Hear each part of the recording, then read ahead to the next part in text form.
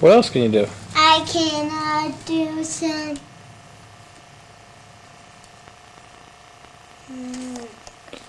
Can you tell a story? Yeah.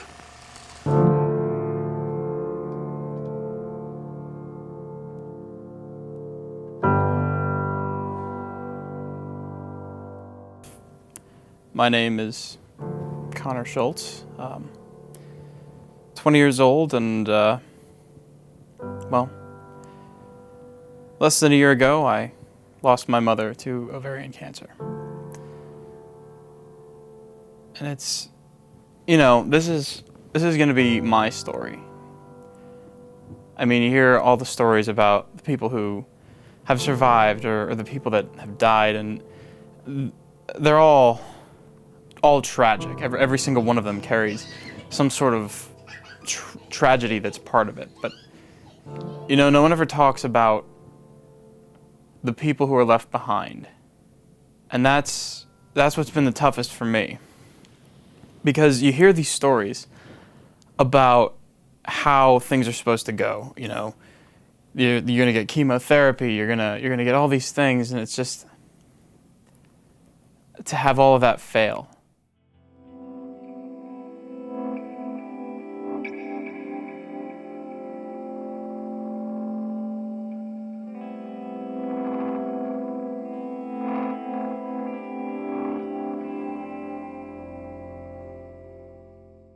All right. I got Stop. this one. Stop there. Go ahead. That's a big one. Like, that's not it. bigger. What is it? You got a mission. What is it? It is. What is it? The last Christmas that she had with us, her sister bought her this book. It's called All About Me. And what it is it's a journal, and you get to open it up, and you can open it up, and there's different categories, and you write everything that you want according to the category, like what's your favorite meal, a drink you often order, stuff like that, the things that you like. And it's a big self-biography, and it's empty.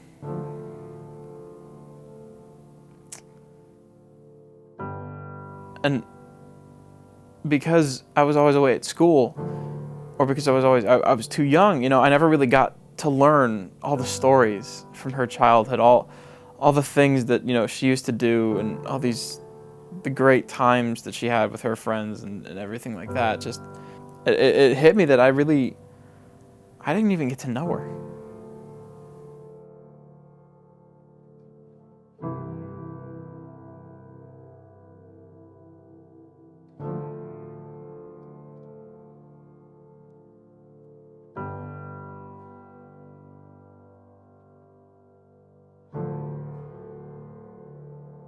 I remember it was a Saturday because I had an AM radio show at the student radio station at college, and he called me and broke that news to me. And I cannot imagine having to make that phone call to tell your own son that, to tell your own son that his mother is in jeopardy. I got the news, and I was in shock. Like, I was in pure shock. And I remember just sitting on the couch in the common room with my head in my hands on the phone and just thinking, oh my God, this can't be happening.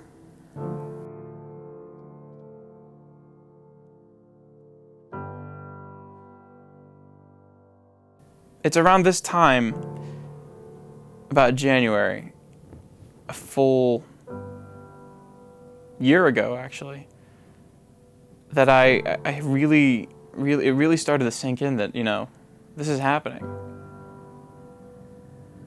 And it wasn't looking good.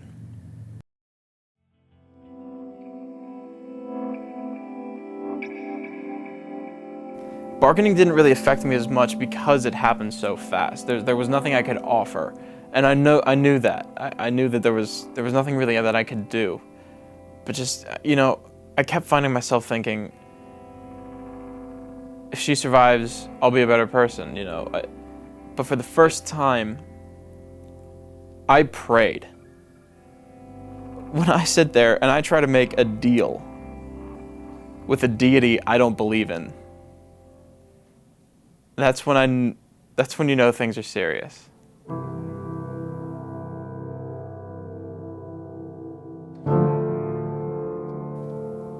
Anger was definitely a part of this for me.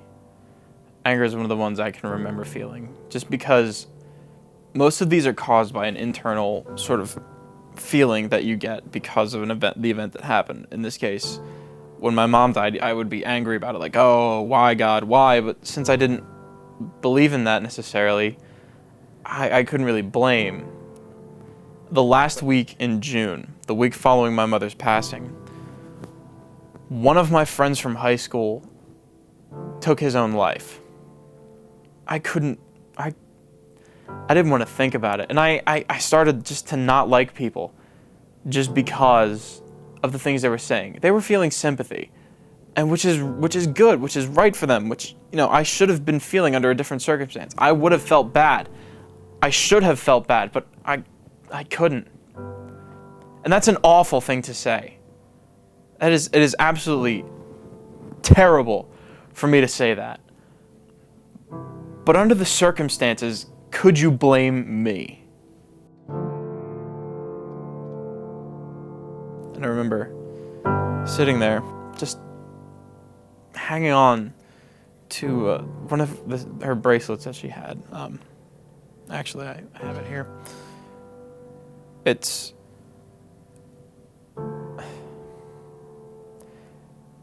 a cancer awareness bracelet. Each color corresponds to a different type of awareness or a different type of cancer, with a survivor ribbon charm. And I remember just holding on to this thing almost for dear life, as if my life depended on it. If I let go of it, I would let go of everything.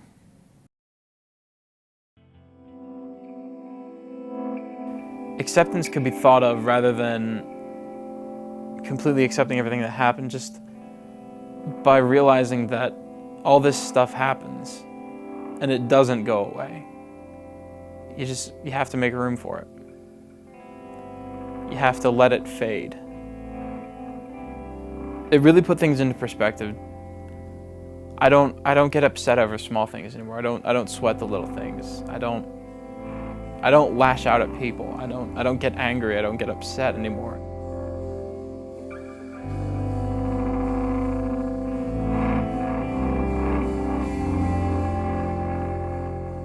The one big lesson that I've learned in this whole thing is that you need to make sure that the people you love in your life are aware of it, that they know how much they mean to you.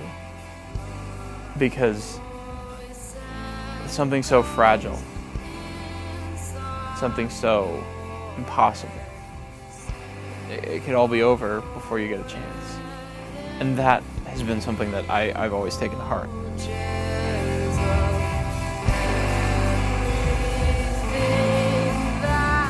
I don't have a problem telling people what I think about them, because I really don't feel negative about anybody.